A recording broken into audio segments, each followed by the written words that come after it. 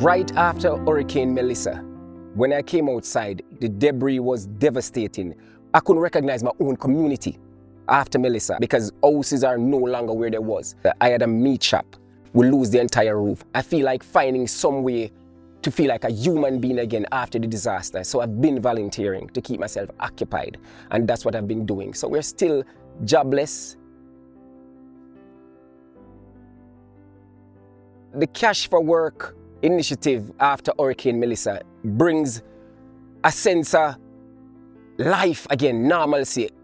So we'll be able to get some work and to clean up back our community and to bring us back to some sort of civilization again.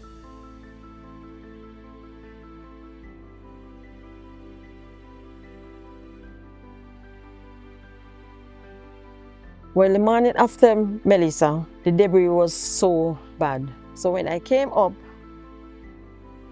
and opened the door, even though everything else was gone, the door was still locked.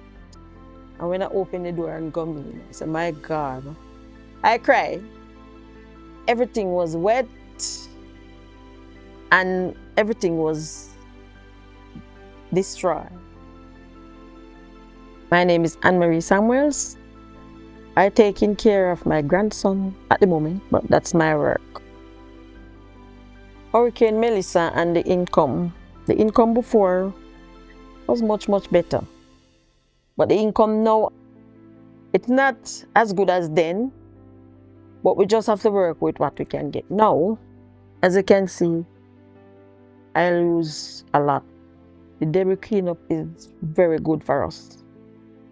At least it will help us to see ourselves a little better than before Melissa. It's gonna help me a lot to move forward.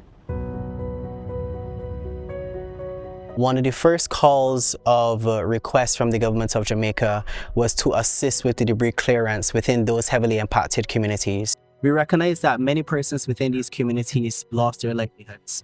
And we, as best as possible, wanted to see how best we were able to support these individuals in terms of getting back on their feet. And that is why UNDP, a key component of our initiative, would be Cash for Work.